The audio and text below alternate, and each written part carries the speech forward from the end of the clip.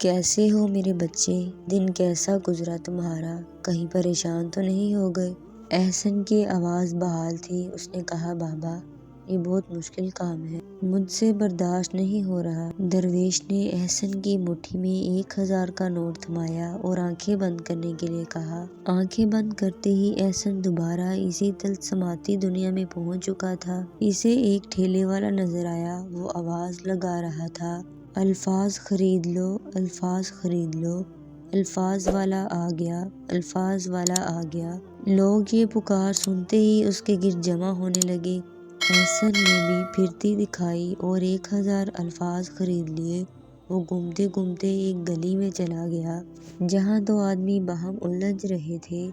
ابھی لڑائی بڑھ ہی رہی تھی کہ ایک شخص کے الفاظ ختم ہو گئے اور وہ خود بخود خاموش ہو گیا۔ دوسرا شخص بھی سامنے والے کے خاموش ہوتے ہی ٹھنڈا پڑ گیا اور لڑائی ختم ہو گئی۔ اچانک اس نے خود کو بزرگ کے پاس پایا۔ بزرگ نے کہا بیٹا اب تمہارے پاس 1000 الفاظ ہیں، بہت زیادہ احتیاط کرنی ہوگی۔ جی بابا، انشاءاللہ میں آپ کی بات پر پورا عمل کروں گا۔ احسن نے اس بار بہت ہی احتیاط سے کام لیا اور جب اگلے دن وہ بزرگ کے پاس گیا تو اس کے پاس 200 الفاظ باقی تھے۔ بزرگ بابا بہت خوش ہوئے۔ احسن نے کہا بابا میرے اندر بہتری آ رہی ہے، میں اسی وقت بولتا ہوں جب نہایت ضرورت ہوتی ہے، تو اب میں آنکھیں بند کروں بابا؟ ارے واہ میرے بچے، اب تمہاری منزل قریب ہے، یہ لو 1500 روپے۔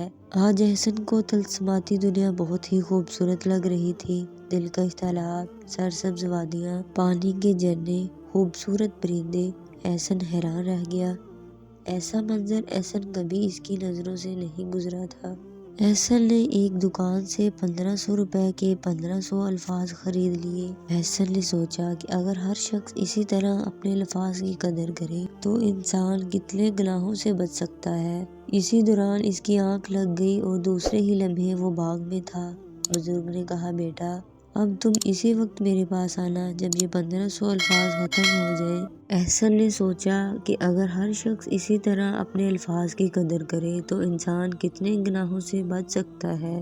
اسی دوران اس کی آنکھ لگ گئی اور دوسرے ہی لمحے وہ باغ میں تھا۔ بزرگ نے کہا بیٹا اب تم اسی وقت میرے پاس آنا جب یہ 1500 الفاظ ختم ہو جائیں۔ اب یہ تم پر منحصر ہے کہ تم انہیں ایک دن میں ختم کر لیتے ہو یا ایک ہفتہ چلا لیتے ہو۔ احسن نے یہ 1500 الفاظ 10 دن چلائے۔ اب وہ سمجھ چکا تھا کہ بزرگ نے کس بہترین طریقے سے اس کی تربیت کی ہے۔